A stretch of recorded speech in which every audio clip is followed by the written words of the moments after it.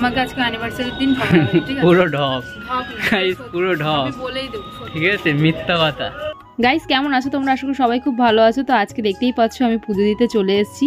আজকে হলো মহাশিবরাত্রি, তো হয়তো ব্লগটা একটু দেরি করে পোস্ট করলাম, কারণ হচ্ছে অনেকটা একটু ব্যস্তর মধ্যে ছিলাম। আর শিবরাত্রির সাথে আমার সেদিনকে অ্যানিভার্সারিও ছিল, মানে অনেকটাই চাপের মধ্যে দিনটা কেটেছে।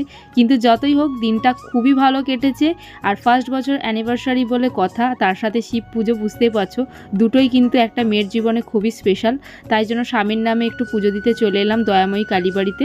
আমাদের চুঁচুড়ার মধ্যে খুব বিখ্যাত একটা কালী মন্দির, যারা যারা গেছো তারা অবশ্যই হয়তো জানো, আর যারা আসোনি অবশ্যই আসতেও পারো। খুব ভালো মন্দির, খুব জাগ্রত ভগবান। তোমরা যা চাইবে হয়তো প্রে করলে সেটাই হয়তো পাবে তোমরা। তো আমি এখানে দেখো পুজো দিতে চলে এসেছি, আর কয়েকটা ডান্স ভিডিও এখানে তুলেছিলাম, ওই জন্য একটু স্লোমো ভিডিও তোমাদের সাথে শেয়ার করছি। দেখো ওই ঠাকুরমশাইটা দাঁড়িয়ে আছে, ঠাকুরমশাইটা খুবই ভালো মানুষ। কারণ আমরা একদম লেট করে এসেছিলাম, কারণ একটার সময় দরজা বন্ধ করে দেয় যেহেতু। তো আমি খুবই রিকোয়েস্ট করলাম, কারণ একটার সময় আমরা পুজো দেব বলে। তো তখন ঠাকুরমশাই বললো ঠিক আছে তুমি তোমার মতো পুজো দিতে থাকো, কোনো ব্যাপার নেই, আর যেই ঘরটা বন্ধ থাকে ওই ঘরটা আর খুলবে না। তো এই হিসাবে আমরা কিন্তু পরপর পুজো দিয়েছি, কারণ 4টে শিব ঠাকুর আছে পরপর মন্দিরে। তোমরা যারা দেখেছো তারা হয়তো জানো, চুঁচুড়াবাসীর মধ্যে অনেকেই হয়তো চেনো দয়াময়ী কালী মন্দির, খোড়োবাজারের সামনে।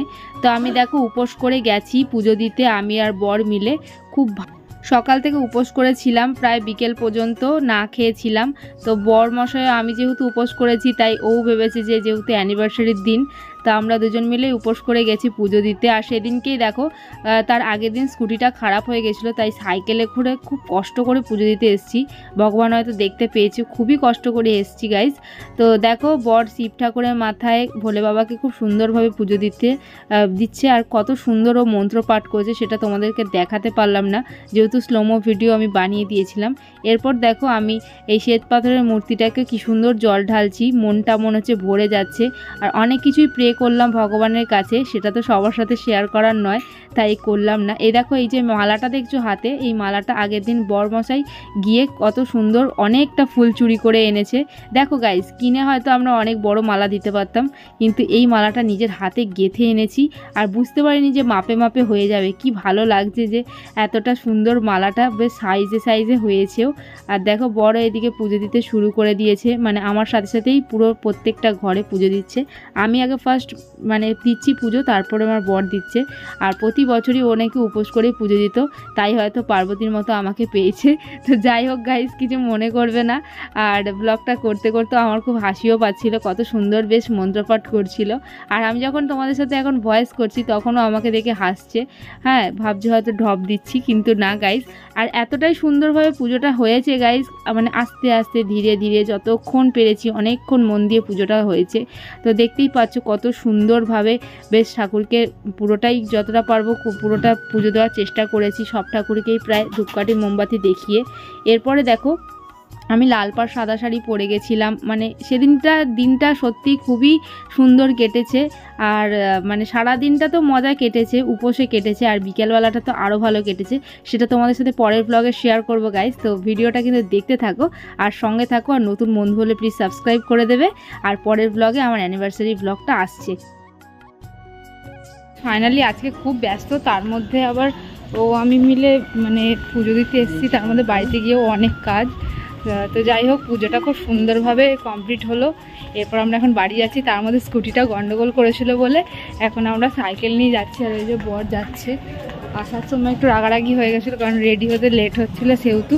তো চলো আবার গিয়ে দেখা হচ্ছে। আর বিকেলে তো অনেক কিছু স্পেশাল আছে, সেটা সব কিছু দেখাবো। আর বাড়িতে গিয়ে ওকে স্নান করাবো, অনেক কিছু কাজ আছে, দেখতে থাকবো। আমার বর অনেক রাগি, একটু শান্ত করবে।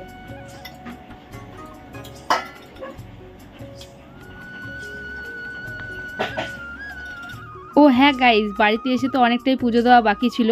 দুটো শিবলিঙ্গকে পুজো দিয়েছি দেখতে পেলে, একটা পিতলের মূর্তি আর একটা এমনি পাথরের মূর্তি।